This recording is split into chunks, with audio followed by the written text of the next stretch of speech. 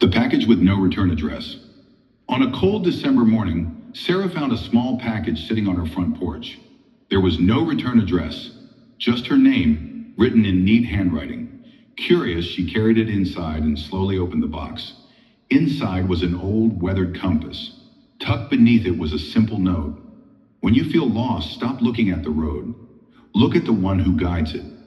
Sarah frowned. She had no idea who had sent it.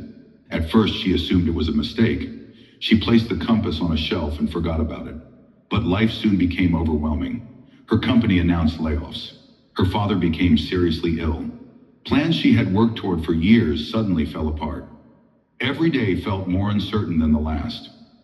One evening, while searching for an old photo album, she noticed the dusty compass again. She picked it up. The needle kept pointing north, no matter how many times she turned it.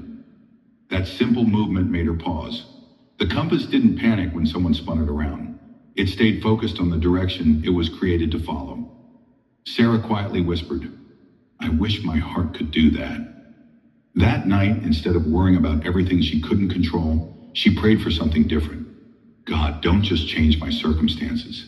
Teach my heart to stay pointed toward you." The weeks ahead weren't easy. There were still doctor's appointments, still difficult conversations, still unanswered questions. But something inside Sarah began to change. She stopped measuring her peace by how perfect her life looked. Instead, she measured it by how deeply she trusted God through the uncertainty. Months later, her father recovered. She found a new job she loved even more than the last. Looking back, she realized something surprising. The greatest gift hadn't been the new job, or even the answered prayers. It had been learning to trust God before the answers arrived. The old compass still sits on her bookshelf today. Visitors often ask why she keeps such an ordinary object. She simply smiles and says, "It reminds me that being lost isn't the worst thing that can happen. The worst thing is forgetting who is leading you." Life will always have unexpected turns.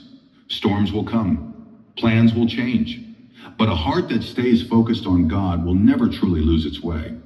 Because when God is your direction, every detour can become part of your destination.